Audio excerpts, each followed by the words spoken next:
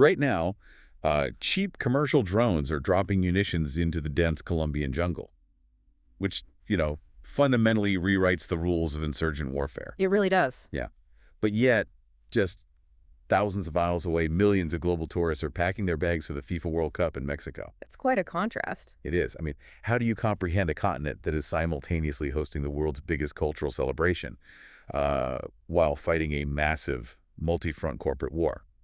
Good morning. Today's June 8, 2026. Welcome to today's deep dive, cartels, elections, and border battles across South America. Good morning. This deep dive is sponsored by ProWave AI and is generated by Stylo News, the AI-powered news application. Just for context, Stylo News is the consumer version of the Stylo Intel Aux software. Right, which is designed for enterprise operations. Exactly, across government, military, and international business sectors. What this means is that you, our listener, now have unique access to the exact same caliber of analytical tool designed to support global decision makers in navigating these highly complex geopolitical landscapes. And our mission for this intelligence briefing is focused and, of course, highly objective. We are analyzing a comprehensive stack of intelligence estimates, field reports, and open source data from just the past 2 weeks. Right. Our objective is to identify the primary tactical patterns currently shaping the South American theater. We will assess the immediate impacts of these events at the local, national, and international levels. And we'll evaluate the perspectives of key decision makers, too. Precisely. The people who are formulating courses of action in real time. Before we proceed into the operational details, a strict neutrality warning is required here. The intelligence estimates, news reports, and public statements we are reviewing today contain highly charged political content. Yes, very polarized. Indeed. This involves prominent figures from both the left and right wings of the political spectrum. We want to state clearly to you that we, as your presenters, are strictly neutral. We do not take sides. We are merely imparting the factual content. Right, the on-the-ground developments and the varying viewpoints contained in the original intelligence reports. Our goal is absolute clarity, not commentary. Well said. We begin our strategic assessment today in Colombia. Historically and presently, I should add, Colombia remains the center of gravity for the region's narco-insurgent threat. Absolutely. The state is currently navigating an incredibly volatile window. They have a high-stakes presidential runoff election scheduled just days from now on June 21. And the political rhetoric surrounding this specific election has really escalated to an international pitch. On one side, you have the leftist incumbent, President Gustavo Petro. Right. He has publicly accused the United States of actively supporting drug traffickers and, political actors who possess historical links to paramilitary groups. His perspective is framed around a fierce defense of national sovereignty. And a mandate to dismantle historical institutional corruption. Exactly. Now, on the other side of the aisle, former U.S. President Donald Trump has actively inserted himself into the Colombian discourse.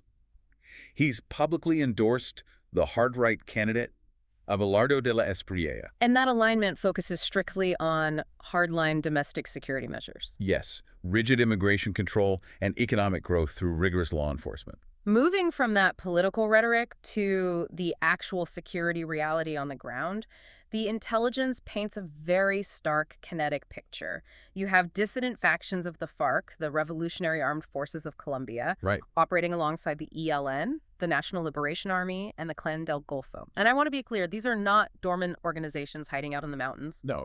They are actively operating, they are contesting territory, and they are essentially governing local populations. We are tracking intense operational activity in critical coca growing and transit zones. Specifically the departments of Cauca, Nariño, and Norte de Santander, right? Exactly. And to quantify the scale of their logistics, Colombian authorities recently destroyed a major industrial-level cocaine laboratory in Mosquera, Nariño. Wow. They seized 1,710 kilograms of cocaine in a single raid. Okay, let's unpack this for a second to really understand the mechanics here. Yeah. Seizing 1,710 kilograms. That is not a standard law enforcement bust. No, it's not. That is the disruption of a major industrial supply chain. If we look at the Colombian security landscape, it's a mistake to view this as a traditional state versus rebel ideological conflict. It functions much more like a multi-front corporate war. That's a very accurate assessment. You have these distinct armed groups, and yes, they have political origins, but today, their ideology and their illicit business logistics, they completely overlap. They're fighting for market share. Right. They're fighting over the Pacific maritime smuggling routes out of Nariño the exact same way massive corporations fight over global shipping lanes. That corporate analogy is highly relevant when looking at their tactical evolution, particularly regarding technology. In the Catatumbo region near the Venezuelan border, intelligence report and confirm that ELN is now utilizing drone-delivered munitions. I mean, that's incredible. Yes, they're using them in conflicts with rival factions and against state forces. We really need to understand how fundamentally this alters the battle space. Right, because they're adapting cheap, off-the-shelf commercial quadcopters to drop explosive. Exactly. They have effectively acquired a localized air force. It drastically lowers the cost of engagement for the insurgents while forcing the state to spend millions on advanced countermeasures. It levels the playing field in the worst possible way. And you can see how heavily this is taxing the state's resources right now. Absolutely. The Colombian government is currently forced to deploy substantial military assets just to secure the basic mechanics of the upcoming elections. They recently mobilized 500 troops, specifically to the Cauca department. And that followed deadly clashes between indigenous communities and these armed actors. Exactly. So the state is committing heavy military resources to basic internal security, all while trying to navigate the severe diplomatic friction with the United States over the election interference claims. We will definitely continue to monitor the fallout of the June 21 runoff, but we must broaden our scope today. While Colombia is struggling to keep these highly equipped insurgent groups from acting like sovereign corporations, Bolivia is facing a very different kind of breakdown. Right, the acute paralysis of state infrastructure. Precisely. Bolivia currently represents the most immediate political stability concern on the continent. The situation there is deteriorating rapidly. It's moving from political protest to physical gridlock. We are tracking nationwide protests and severe highway blockades. Especially paralyzing the critical logistical axis from La Paz to Oruro. Yes, and surrounding the city of El Alto. There are also reports of coordinated attacks involving stones and dynamite against official government convoys. Which is a severe escalation. It is. In response, the Bolivian government has enacted emergency measures authorizing the deployment of the military to restore public order and secure those vital transit routes. The international perspectives on this Bolivian crisis are sharply divided, and frankly, they reveal broader geopolitical realignments playing out in real time. How so? Well, from Washington, U.S. Secretary of Defense Pete Hegseth has publicly and forcefully backed the government of Bolivian President Rodrigo Paz against what Hegseth terms overthrow attempts. Right. What is critical here is the framing. Secretary Hegseth explicitly categorized the unrest as being orchestrated, or at least heavily influenced, by narco-terrorists. Okay. Furthermore, he tied ongoing U.S. support to the America's Counter-Cartel Coalition, or A3C, effectively integrating the Bolivian crisis into a broader U.S. security umbrella. Wait, I need to push back on that framing for a moment. Yeah. Hegseth is publicly blaming narco-terrorists for the blockades, but looking at these intelligence estimates we have in front of us, I'm not seeing any actual proof of that. You're right to point that out. The reports explicitly state that, as of this window, there was no verified direct evidence of cartel commanding control over the Bolivian unrest. So are we looking at a genuine intelligence gap here, or is this a deliberate political framing strategy to justify intervention? It is a profound divergence between strategic messaging and verified tactical intelligence. The unrest in Bolivia is fundamentally rooted in domestic political and economic grievances. Right. However, framing the protests as a narco-terrorist operation serves a specific utility. It justifies the mobilization of counter-narcotics assets and international support under the A3C banner. And we are seeing pushback against that framing from within the region, aren't we? We are. Conversely, Peruvian presidential candidate Roberto Sanchez recently visited Bolivia. He went there specifically to align with former President Evo Morales. Which is a completely different ideological approach. Exactly. Sanchez is pushing for regional leftist integration and social justice, highlighting the deep ideological divide over how to interpret and resolve the Bolivian crisis. And while all this high-level framing is happening, the reality on the ground is still dangerous. Yes. Now, while the cartels may not be orchestrating the protests directly, The severe degradation of state capacity creates a massive, highly permissive vacuum. Right, because the security forces are tied down. Exactly.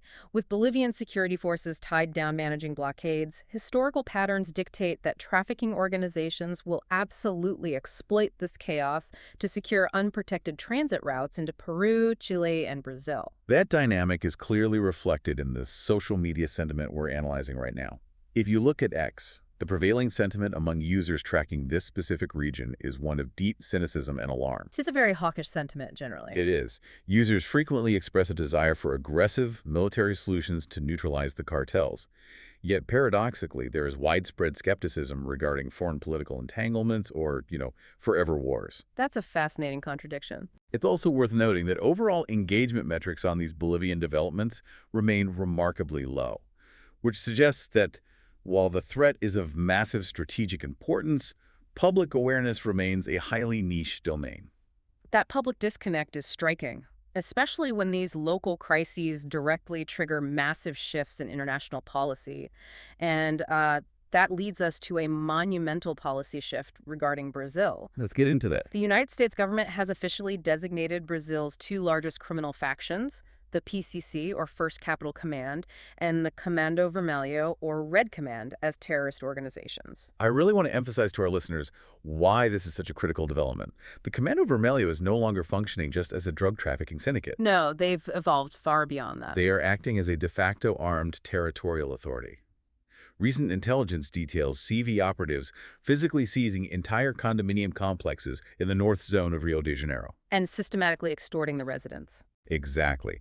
But here's where it gets really interesting, because the terminology matters immensely. I want to ask you to clarify the mechanics here. What is the actual functional difference in how a government responds to a mafia versus a terrorist organization? The distinction is profound. It shifts the entire apparatus of the state response. When an entity is classified simply as a mafia or a cartel, the response is fundamentally rooted in law enforcement and the judicial system. Right, police work. Yes. You rely on police investigations, indictments, and the slow, grinding process of international extradition. However, designating the PCC and CV as terrorist organizations shifts the operational framework directly to counterterrorism authorities. So it's essentially a hostile regulatory takeover of their entire network. Exactly. It unlocks sweeping, immediate powers. The U.S. can now apply aggressive financial sanctions that freeze these groups' global banking assets. Which could potentially lock them out of the SWIFT financial system entirely. Yes. It also enables severe international travel restrictions. It vastly expands the intelligence community's legal mandate for surveillance. And crucially, it lowers the threshold for military or covert intervention. And how is Brazil reacting to this? For Brazilian political figures, this designation is a point of deep anxiety. They fear this U.S. policy shift is a precursor to aggressive interventionism that will openly violate their national sovereignty. For you, the listener, especially if you are tracking global markets or international law, this isn't just a localized crime story. Not at all. It means any multinational corporation doing business in Rio could suddenly find themselves caught in the crosshairs of aggressive U.S. financial sanctions, if their local operations even tangentially intersect with gang-controlled territories. Precisely. And this evolving, highly militarized threat landscape in Brazil is directly linked to the ongoing crisis in Ecuador. Right, because Ecuador is the transit hub. Yes. Ecuador is currently functioning as the central, highly volatile transit corridor connecting the Andean cocaine production zones to global shipping markets. The state is enduring a sustained campaign of extreme violence. I was looking at the recent intelligence on that. It's grim. It is. The intelligence highlights the discovery of 8 bodies in the Babahoyo area.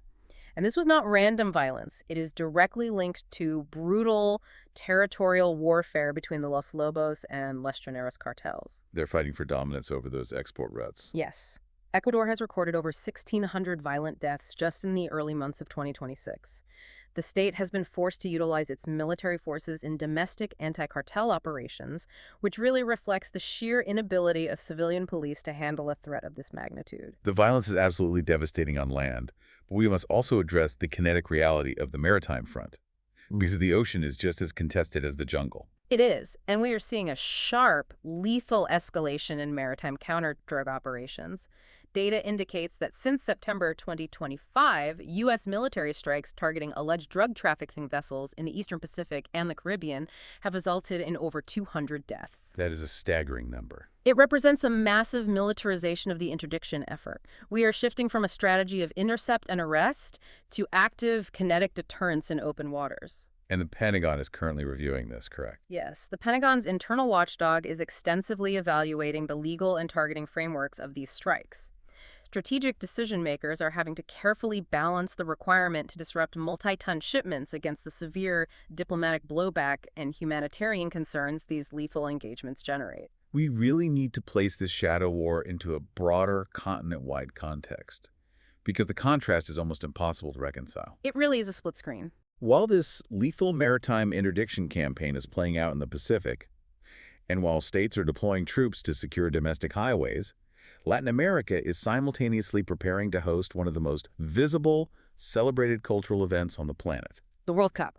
Exactly. The FIFA World Cup 2026 kicks off just days from now, on June 11, with Mexico taking on South Africa in Mexico City. And that massive influx of global attention and tourism inevitably brings its own severe security vulnerabilities. The Mexican Catholic Church has already issued stark public warnings regarding the severe risks of human trafficking and sexual exploitation anticipated to accompany the World Cup crowds. Because these cartels don't just traffic narcotics. No, they are highly adaptable, multi-billion-dollar enterprises. They will exploit the logistics of major international events just as efficiently as they exploit political unrest or state vacuums. But the duality of the continent goes even further. We are also seeing the region aggressively push forward with global economic and social integration despite these immense security hurdles. Give us an example. Well, for instance, Mexico and the European Union are currently updating their comprehensive trade agreement. They are actively diversifying their economic partnerships to hedge against uncertainties surrounding the USMCA, the modernized NAFTA agreement. That's a significant economic maneuver. It is. And meanwhile, on a more positive note regarding regional development, Peru's under-17 girls team recently won a bronze medal at the Pan American Volleyball Tournament. That's excellent. Yeah, it showcases successful youth development supported by international empowerment programs.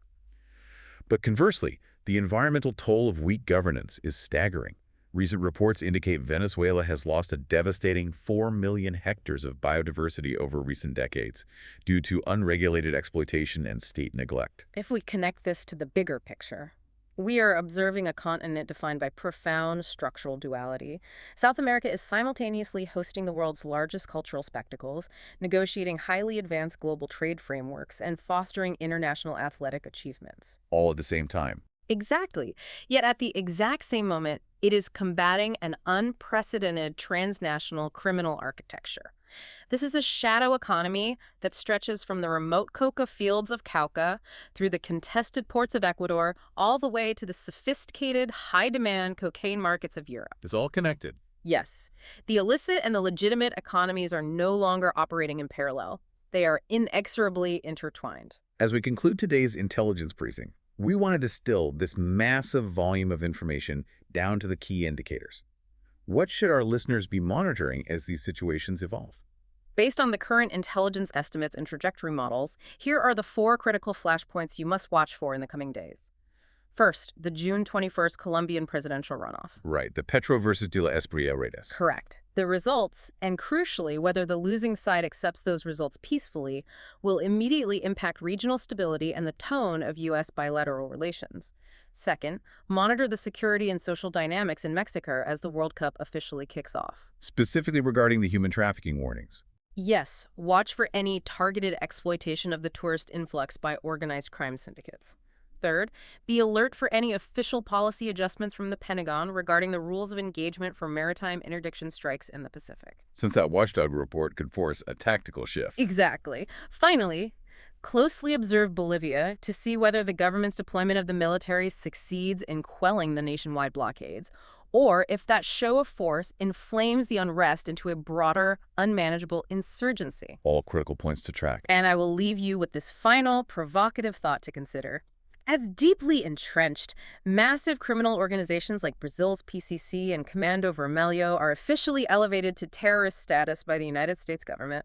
This raises a monumental question. Which is, Will this unprecedented designation trigger a new era of aggressive, cross-border military interventions in South America?